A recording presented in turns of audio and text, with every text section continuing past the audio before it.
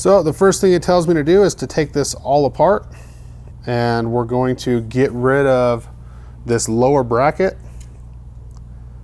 because we're not going to use that on this tank. That says for tanks with a depth of 6 inches to 15 inches, discard the lower bracket.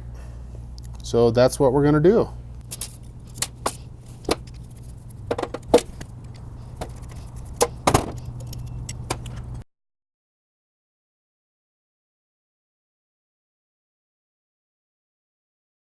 Okay, this piece we can toss.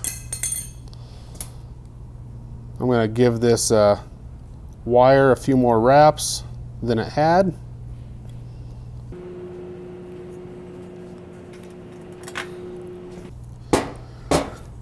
So if you remember, this has to be set at half of the tank depth.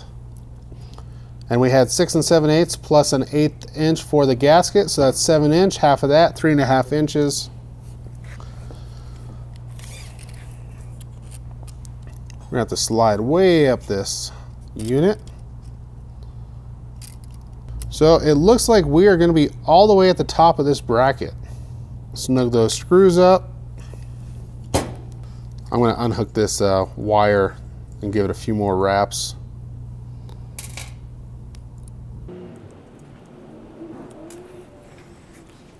Because we don't want it to get tangled with the float. Make sure if you unhook this that when you reassemble it, the metal tab from the connectors not touching the bracket, because that will cause your fuel gauge to read either empty all the time or full all the time, because it'll pretty much be like grounding the wire going to the sending unit or going to the gauge. So on here it says float side. So that's the side that this doohickey is going to be hooked to. There's a flathead set screw. I'm going to loosen that up. Put this one in. So here's what we're supposed to do. We're supposed to put the float at the full height position, rotate it to where the ball's kind of off to the side, and then from the top of this plate over, the float has to be an 1/8 inch below that point. I think that'll work. That seems like a very short float, but if you remember, this tank is only, at this mounting point, is just under 7 inches. So the travel of that float is going from full to empty, and that's what we need. Next thing we do is snip off the end of this. Now you don't want to snip it off too far, because then the little stop on the sender won't catch it. So we need to cut this off. Some dikes should cut that right off. Now it also recommends cutting the bracket down so it doesn't hang below the rheostat, which means they want you to pull this back off. So I guess I shouldn't have wound the wire back up nice and neat if I just got to remove the whole thing. Okay, I just used a set of bolt cutters, cut it off, used the bench grinder to clean them up, wire wheeled it.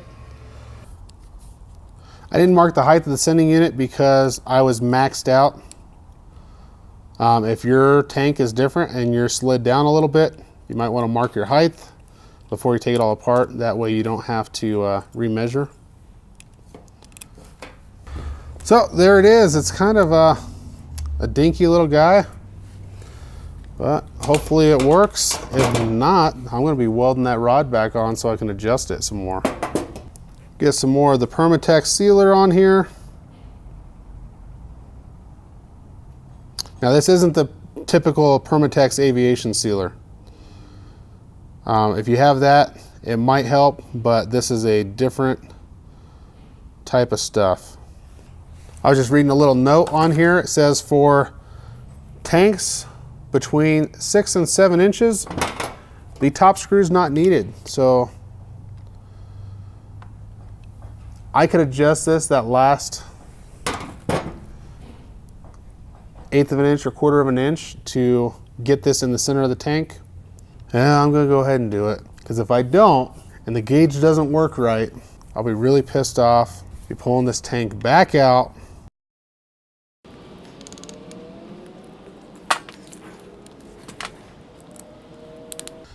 Okay, it's set right now. Okay, now that all of that stuff is set and proper, we can get this installed in the tank. So let me look at the tank instructions instead of the sending unit instructions and see if it tells us which way to mount that.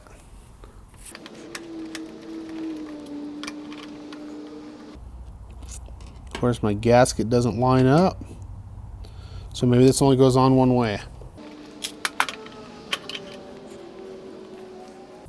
So there's a little dimple in this gasket.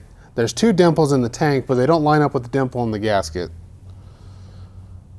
But it kind of looks like if I put that dimple of the gasket pointing towards the back of the tank, then everything will line up. And looking at the pattern on the sender, it looks like that will line up. Just put it in the instructions so we don't have to figure it out.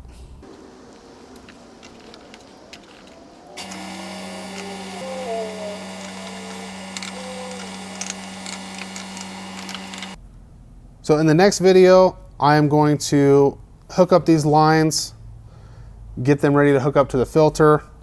I'm going to pre-wire the tank. I think I'll bring a pigtail off of it, probably with the GM multi-pack connector. I'm not sure if I'll do a 3-pin or a 4-pin. My 2 grounds can be tied together. So I really just need the sending unit and the fuel pump. We got to run the vent line, and then we can get it up into the vehicle. Thanks for watching. If you want to be informed when the next video comes up where I hook all this stuff up and get the tank in the vehicle, go ahead and subscribe and click the bell. If you're already subscribed, you're good to go. Thanks for watching, and I'll see you guys next time.